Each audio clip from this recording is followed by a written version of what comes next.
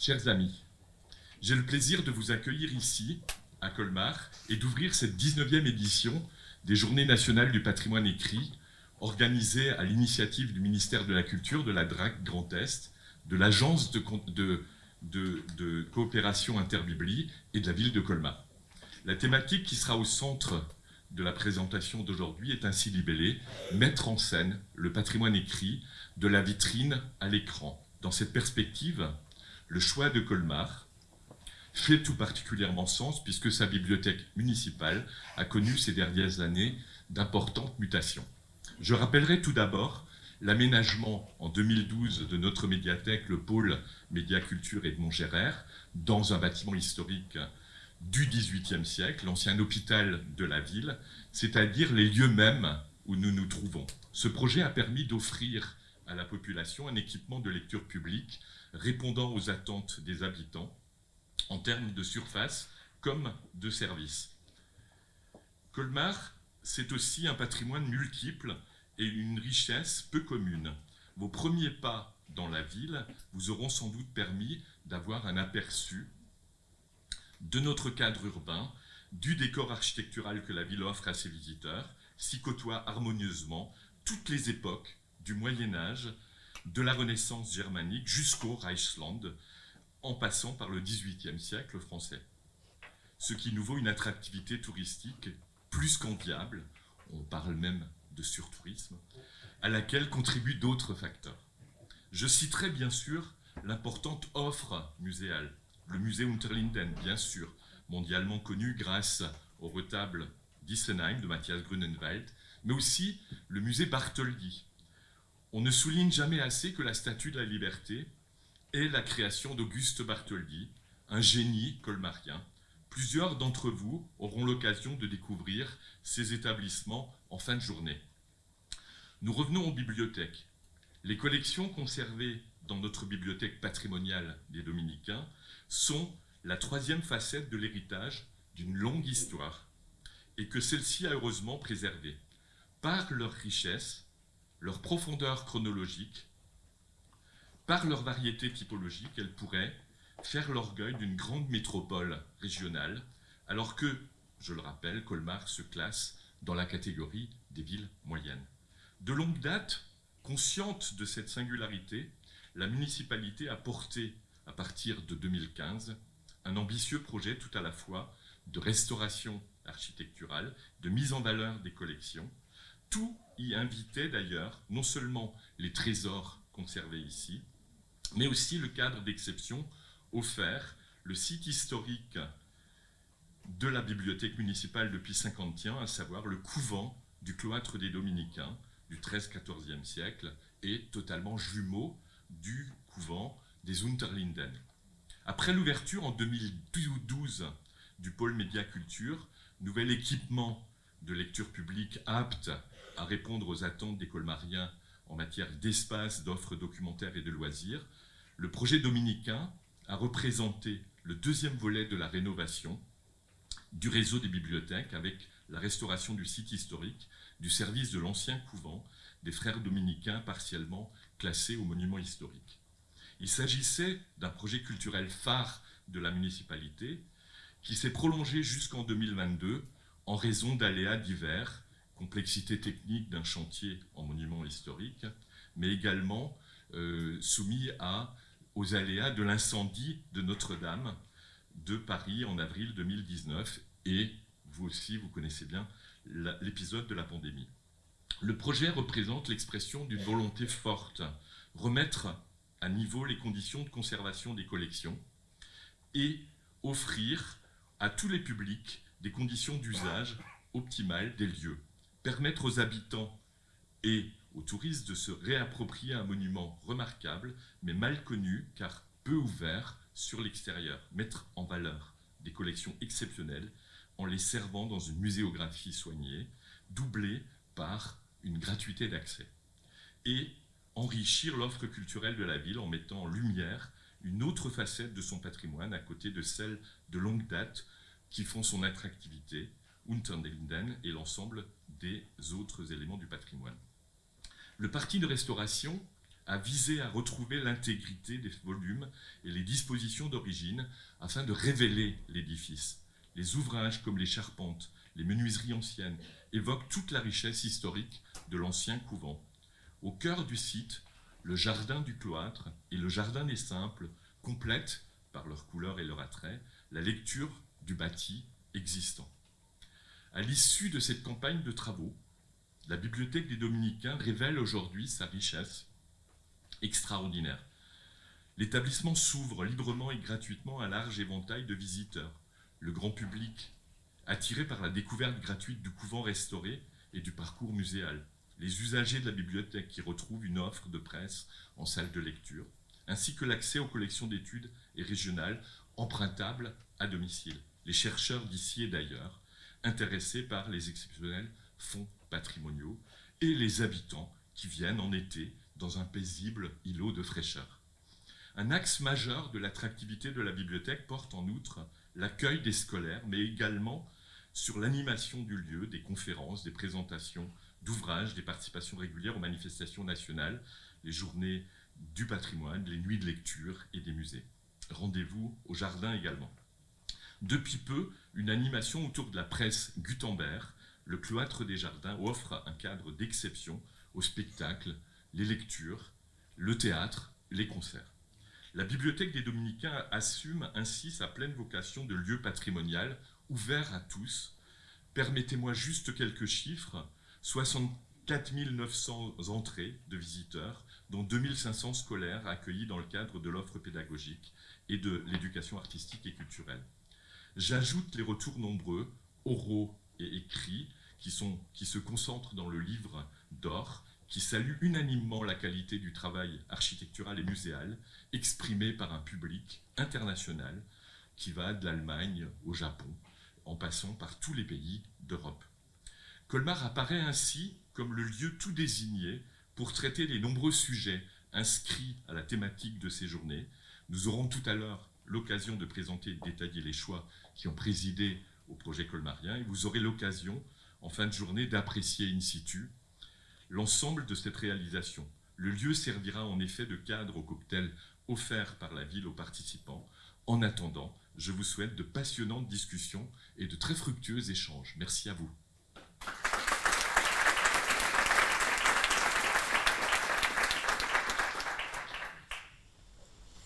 Bonjour à toutes et tous. C'est avec un grand plaisir et un grand honneur que j'ouvre aujourd'hui ces Journées du patrimoine écrit au nom de l'association Interbibi, Centre de ressources régionales du livre. Je vous souhaite la bienvenue à la centaine de personnes ici présentes, mais toutes celles aussi qui nous suivent actuellement en live et en différé dans quelques jours sur YouTube. Je tiens tout d'abord à remercier la ville de Colmar, représentée aujourd'hui par M. Spitz.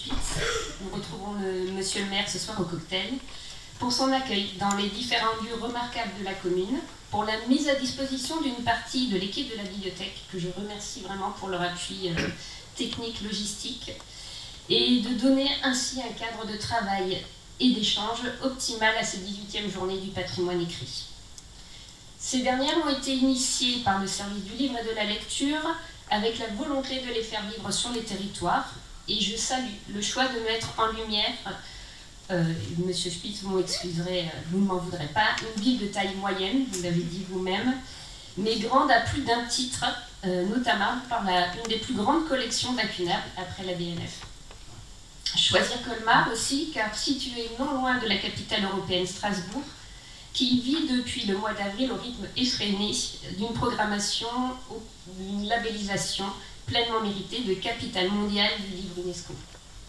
Certains d'entre vous ont d'ailleurs pu hier soir visiter la BNUS et admirer les dernières acquisitions faites à cette occasion. Je tiens évidemment à remercier le ministère de la Culture, le SLL, la DRAC Grand Est et la région de leur confiance pour l'organisation de ces journées, mais surtout pour leur soutien et leur engagement pour le patrimoine écrit dans le Grand Est. Je me permets, comme il a été rappelé tout à l'heure, de les excuser dans le même temps de leur absence dans les prises de parole officielles et dans l'animation des tables rondes, le contexte de période électorale appelant et rappelant le devoir de réserve des agents de l'État. Seul point positif, dans ce petit changement protocolaire, nous avons réussi à prévoir un petit entracte dans la matinée qui n'était pas prévu. Donc voilà, on voit le positif, mais on peut. Merci aussi à toutes les intervenantes et intervenants, modératrices et modérateurs de ces 2 journées qui ont répondu avec enthousiasme à notre invitation afin de partager leur expertise, leurs projets et leur vision prospective du patrimoine écrit. Si j'utiliserai à l'envie le nous, fédérateurs, pour parler au nom d'Interbibli, je souhaite remercier l'équipe des chargés de mission que j'ai rejoint il y a quelques mois, et tout particulièrement Ariane Lepillet, chargée de mission patrimoine écrit, qui a mis toutes ses compétences, son énergie, sa force de persuasion aussi, et sa dextérité, notamment pour faire vos petits badges, à rendre ces journées les plus riches et les plus fluides possibles.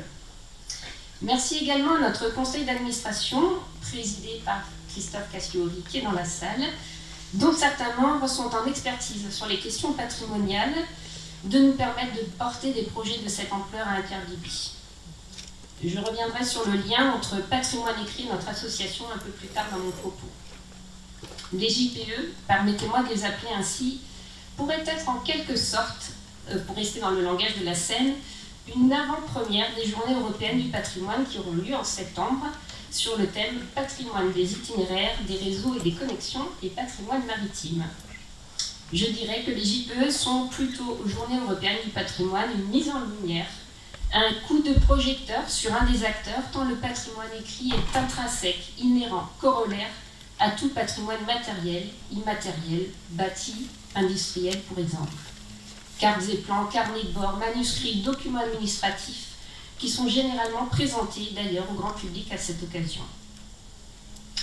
Temps fort professionnel, ces journées qui retrouvent leur format habituel d'une journée thématique aujourd'hui et d'une journée d'actualité ministérielle restent liées par la valorisation et l'accessibilité comme fil rouge et ambition surtout de tous nos collègues œuvrant dans le patrimoine écrit, qu'ils soient en bibliothèque, archives, centres de documentation, mais aussi musées.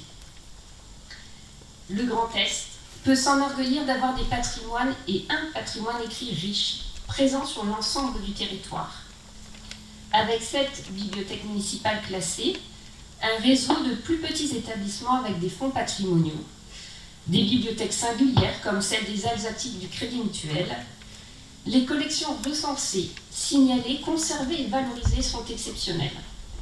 Notre région présente également la particularité d'avoir des grandes villes où cohabitent des bibliothèques totalement patrimoniales et des bibliothèques de lecture publique, appartenant parfois à un même réseau, c'est le cas de Colmar, Strasbourg, Nancy, Reims, ou partageant des projets culturels comme Célesta pour la bibliothèque humaniste et la médiathèque intercommunale. Exceptionnelle collection par l'histoire, grande et petite, qu'elle donne à voir et à lire de notre région, qu'elle soit linguistique, avec de nombreux fonds en allemand notamment, littéraire, économique et politique. Exceptionnelle aussi car valorisée sous des formes diverses, avec des ambitions partagées à des échelles parfois moins vastes, mais garantissant un accès aux collections patrimoniales au niveau national, voire international. Nous pouvons, à ce titre, citer l'Immédiat, portail des bibliothèques du Sillon Lorrain, qui a un volet patrimoine conséquent, mais aussi Numistral, ouvert en 2013 comme bibliothèque numérique de la BNU, et qui a évolué pour devenir le portail d'accès aux collections numérisées des établissements d'enseignement supérieur et de recherche alsaciens, ainsi que de leurs partenaires dans la région, en particulier, et je les salue, ils sont dans la salle, la bibliothèque municipale de Mulhouse. Enfin, des microfolies qui se déploient dans notre région et qui laissent dans leur corpus artistique une grande place au patrimoine.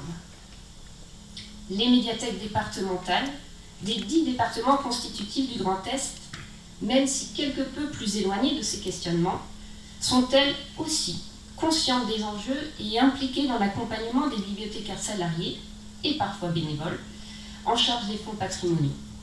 La médiathèque départementale de la Meuse a même créé un poste dédié au sein de son équipe. Enfin, le FRAB, porté par la région et la DRAC, joue pleinement son rôle de soutien aux politiques menées par les collectivités locales en faveur de l'enrichissement, de la préservation, de la sauvegarde des fonds patrimoniaux de leurs bibliothèques. Nous n'oublierons pas également le comité d'histoire régionale, qui ne manque pas de s'associer à de nombreuses manifestations littéraires, comme très récemment au Festival Les Imaginales d'Épinal.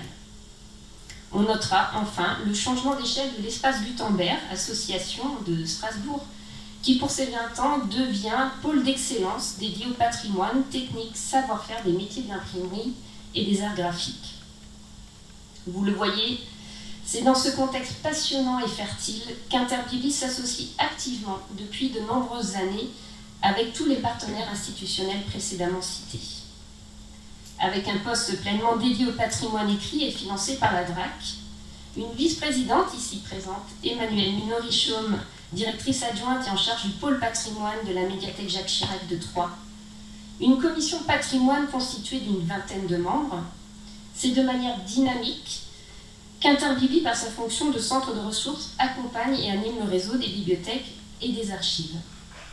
Aide au diagnostic, participation à de nombreux groupes de travail régionaux ou nationaux, notamment par la FIL, et Delphine Henry sera représentée demain. Et je salue aussi au passage les homologues des autres agences régionales, mais aussi en étant membre du Bouclier Bleu. Autant de pans dédiés à cette mission.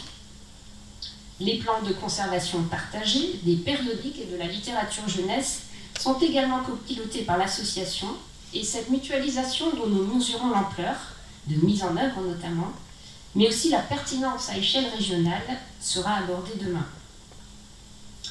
Une offre de formation en appui du développement des compétences, s'appuyant désormais sur le référentiel du ministère et de son axe patrimoine écrit, iconographique et audiovisuel, tente à la fois de répondre aux besoins exprimés par les collègues, mais aussi d'aborder le patrimoine écrit par des entrées plus inédites, comme cet automne sur la médiation et la culture scientifique, avec pour point d'appui les collections patrimoniales. La formation, c'est aussi mettre à disposition des ressources auxquelles se référer, comme le guide national de l'outil Tapir, auquel Ariane a largement contribué. La commission patrimoine a permis de mettre en place par ailleurs un groupe d'entraide PSBC Grand Est et de proposer très bientôt du matériel mutualisé grâce à l'instruction favorable de notre dernier appel à projet. Ce seront 3 chambres 40 de décontamination et aspirateurs avec type de micro-aspiration, c'est très technique, qui trouveront place dans 3 BNC afin d'être disponibles à tout moment sur le territoire. Interbiblies porte également des projets de valorisation, thématique centrale de ces journées du patrimoine. En effet, après un projet éditorial Trésor et Bibliothèque des Archives de Champagne-Ardenne en 2019, pour la première fois, nous avons lancé un projet de coopération à l'échelle de la grande région, avec pour objectif de valoriser les archives littéraires conservées dans le Grand Est, via un site littératuresque qui sera mis en ligne très prochainement et dont Ariane vous parlera cet après-midi. Un site qui se veut avant tout grand public, tourné vers le patrimoine littéraire, mais aussi vers le tourisme, autour de bassins de vie urbains et ruraux. Patrimoine, ruralité, valorisation des territoires, démocratisation, autant d'axes prioritaires des politiques culturelles en cours.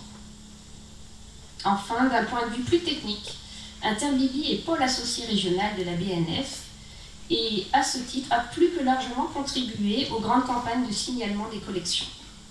En effet, en s'appuyant sur son expérience liée au pilotage de grands chantiers de rétroconversion pour le signalement d'imprimés, Interbiblies a en 2023 permis l'aboutissement d'un chantier pluriannuel de mise à jour du CGM initié dès 2016 en Champagne-Ardenne. La dernière phase a été d'ailleurs menée ici en Alsace et a facilité la publication de 12 400 composants supplémentaires.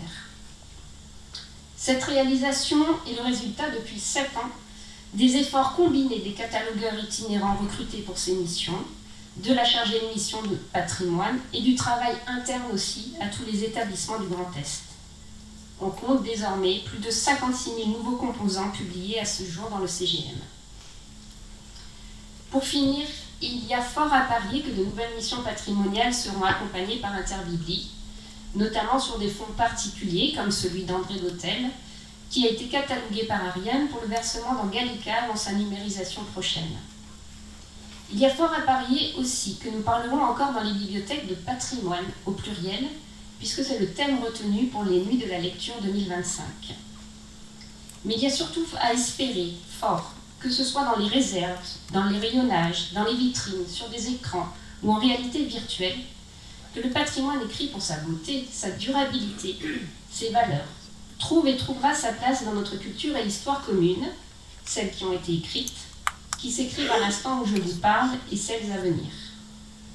Je nous souhaite des échanges fructueux, des débats assurément, mais aussi de belles rencontres dans tous les moments informels, touristiques et culturels dans cette belle ville de Colmar au cours de ces 2 journées. Je vous remercie chaleureusement de votre écoute et je passe désormais la parole à Madame Séverine Lepape, directrice du Musée national du Moyen-Âge de Cluny, pour l'ouverture de ces journées par la conférence plénière. Merci beaucoup.